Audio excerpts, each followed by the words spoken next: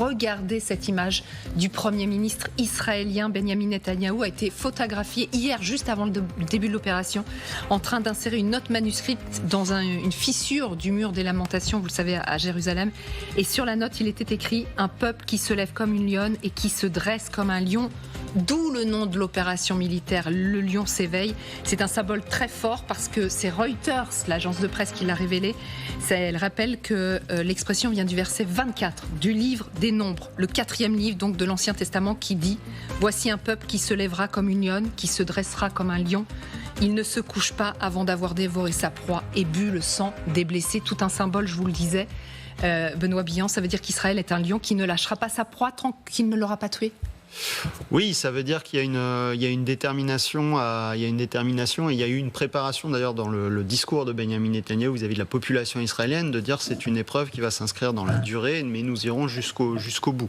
Donc il y a ça. Je me demande dans quelle mesure, vu que le lion est aussi un symbole qui a pu être utilisé en Iran avant la révolution islamique, s'il n'y a pas aussi un petit clin d'œil, un petit message pour inviter la population iranienne à se soulever contre le régime en place, ce qui est en fait la logique, ce que ça serait logique pour Israël, parce que si Israël veut résoudre définitivement le problème posé par un Iran nucléaire, le changement de régime est en fait la seule option pérenne. Sinon, l'option militaire ne permet que de gagner du temps en réalité. Alors on va justement partir en Israël, puisqu'on l'a bien compris, c'est toute une population qui est mobilisée dans ce qu'il faut bien appeler une guerre contre l'Iran.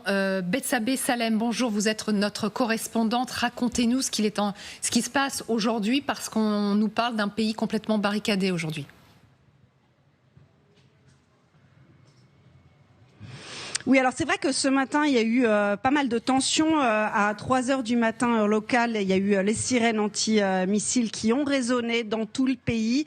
Il y a eu aussi des alertes sur les téléphones des Israéliens à plusieurs reprises pour alerter les Israéliens qu'une attaque en Iran avait commencé et qu'il fallait se tenir prêt à une riposte particulièrement agressive de la part de Téhéran. Il y a eu plusieurs directives, parmi lesquelles les Israéliens devaient rester près des abris, que ce soit les abris privés ou les abris publics. Il y en a un derrière moi justement dans cette école publique. Cette recommandation a été levée quelques heures plus tard, après qu'une centaine de drones iraniens ont été tirés et ensuite interceptés par l'armée. Cela dit, le pays est toujours en alerte, la population est toujours en alerte, les gens n'ont pas le droit de travailler, les écoles sont fermées, les rues sont quasiment désertes et bien sûr les Israéliens sont sous cette tension d'une attaque qu'ils redoutent. On redoute des centaines de drones, de missiles, pourquoi pas une cyberattaque. L'armée est aussi bien sûr sur le qui-vive en termes de défense. Merci beaucoup Bethsabée, donc en direct d'Israël pour nous parler donc de cette riposte. On y reviendra tout à l'heure. Quelle peut être la riposte de l'Iran? Quels sont ses moyens? Kadi Adoum Douas nous rejoindra dans un instant. Mais pourquoi donc Israël a décidé de frapper? Eh bien, l'État hébreu se justifie. La menace nucléaire iranienne était devenue imminente.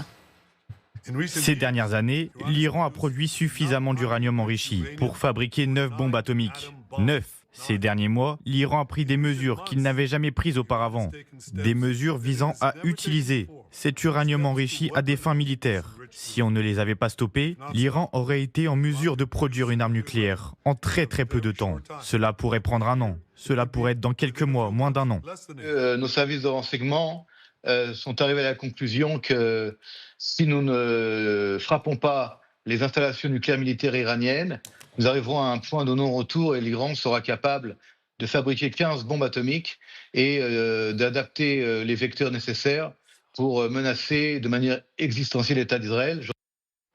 Voilà donc la justification d'Israël. On rappelle effectivement, Magali le disait tout à l'heure, l'AIEA, la semaine dernière, avait voté une résolution déclarant que l'Iran ne respectait pas ses obligations en matière de non-prolifération nucléaire. Fahimeh Robiol est en direct avec nous. Bonjour. Vous êtes ancienne ingénieure en Iran et au commissariat de l'énergie atomique. Vous avez enseigné en Iran. On rappelle votre ouvrage « Femmes, vie, liberté ». Parlons-en. Votre première réaction ?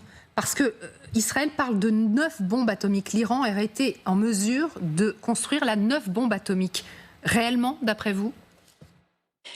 D'abord, je voudrais dire que les Iraniens sont soulagés de ce qui s'est passé en Iran. Ils sont inquiets, mais ils sont soulagés parce que ce régime avec les conflits qu'il a créés de partout, depuis 46 ans, a empêché de vivre sa propre population.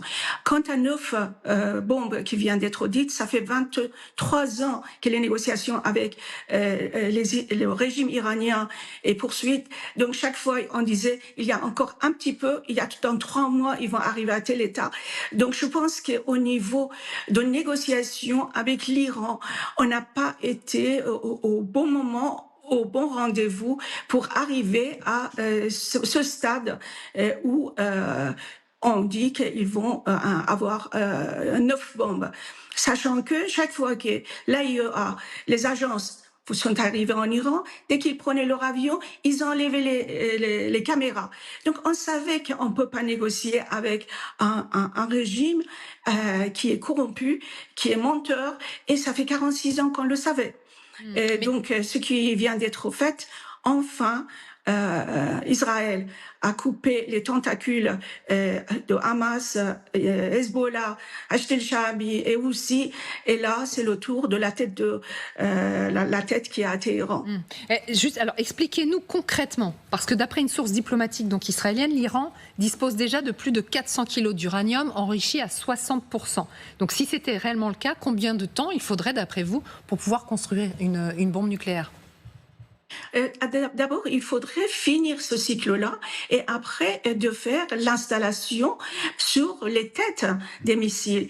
Et il n'était pas encore arrivé, d'après les informations que nous avons, mais je ne suis pas dans les secrets des lieux, l'AION le sait mieux que toute personne et l'Israël le sait mieux que toute personne parce que ils sont arrivés à attaquer jusqu'à l'os du système, ce qu'on a vu ce matin de façon chirurgicale avec des soldats au sol. Fahimeh Robiol, merci beaucoup d'avoir été en direct avec nous. Xavier, réellement la menace nucléaire était imminente ? C'est pas la première fois que Benyamin Netanyahou le déclare. C'est ce que les Israéliens nous disent. Ah oui, alors Benyamin Netanyahou, lui, pense que la menace nucléaire iranienne est imminente depuis à peu près les années 90, voilà. Depuis qu'il est entré en politique. C'est son leitmotiv, il y a un côté très, très messianique derrière ça. La vraie crainte, la menace existentielle pour l'État d'Israël. D'ailleurs, cette menace existentielle, qu'elle soit iranienne ou autre, elle est partagée par beaucoup d'Israéliens. Il y a franchement, dans ce pays que je connais bien, où j'ai passé beaucoup de temps, on sent que les gens ont un rapport à la vie qui est un peu différent, avec toujours une menace présente sous une forme ou une autre. Alors là, il y a la menace de la bombe nucléaire iranienne, ce n'est pas rien. L'AIEA a déjà prévenu que les Iraniens étaient capables de faire 1 à 4 bombes de manière assez rapide. Il faut enrichir l'uranium de 60 à 90%. Mais en fait, c'est le plus facile à faire. Une fois qu'on a atteint 60%, ce qui peut se faire à Natanz, on transfère à Fordo, on enrichit à 90%. C'est pour ça qu'on ne sait absolument pas ce qui s'est passé à Fordo et que c'est quand même un point assez important. Après, la difficulté, cette bombe, c'est de la mettre dans un vecteur. Alors, les Iraniens ont des missiles. Il y a le missile Shahab 3, qui est le missile balistique le plus classique des Iraniens, qui peut porter la bombe, mais ça demande, d'après les spécialistes, entre 6 mois pour le plus court, ça paraît extrêmement court, à 2 ans. Et puis, il faut aussi faire des tests. Il faut pas ça se fait pas comme ça du jour au lendemain. Donc la menace à 2 ans, elle paraissait extrêmement crédible. 1 an, peut-être. Benyamin Netanyahou a vu une fenêtre d'opportunité pour lancer cette attaque à laquelle il pense, à vrai dire, depuis extrêmement longtemps. Et il n'est pas le seul en Israël.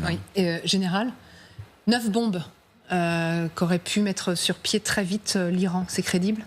Alors, c'est ce que dit Netanyahou. Et pour moi, il est normal qu'il grossisse un peu le trait. Mais en fait, qu'il y en ait 1 ou 9, ça ne change pas grand-chose. Le fait que la bombe existe. Il suffit. Alors, nous, on était, moi, j'ai dit 3-5, vous avez dit 1 à 4. On est dans quelques-unes. Peu importe. Le but, c'est que si jamais, s'il y a une bombe nucléaire, de toute façon, c'est une menace. Donc on ne peut pas la laisser se mettre en place. Ça, c'est une réalité. Et puis, quand même, il y a un enseignement d'une autre guerre qui porte aussi, à mon avis, sur la réflexion iranienne. C'est celle de l'attaque par la Russie de l'Ukraine, sous la couverture, je dirais, nucléaire et de la menace nucléaire.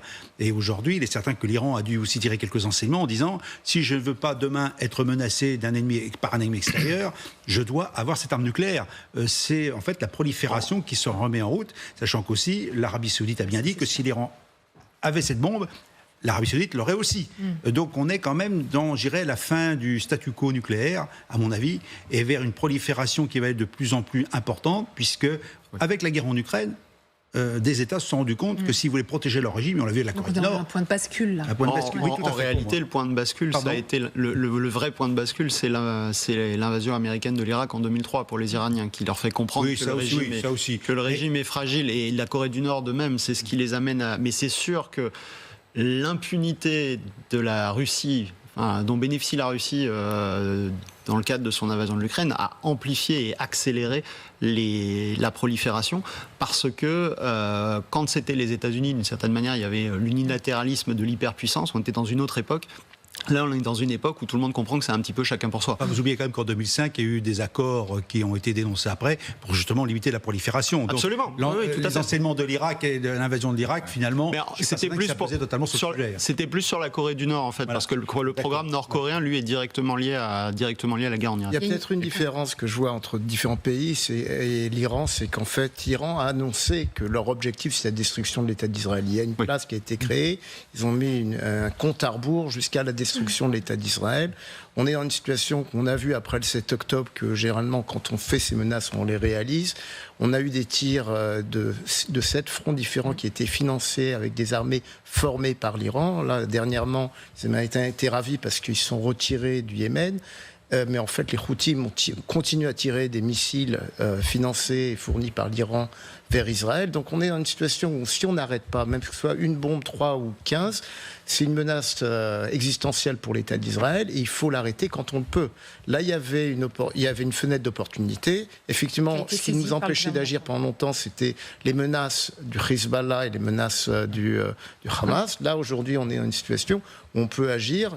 L'Iran a fait l'erreur de nous attaquer en premier. On en a profité pour détruire des infrastructures anti-aériennes. Et aujourd'hui, on a la porte ouverte pour agir sans être menacé massivement. On sait que les Iraniens nous ont envoyé 400 missiles et finalement, il y a eu très peu d'impact. Il y a une personne, un bédouin qui est mort de ces 400 tirs. Là, ce matin, ils ont envoyé 400 drones. Aucun ne sont arrivés en Israël. Donc, c'est une fenêtre qu'il fallait utiliser. Il fallait saisir pour vous.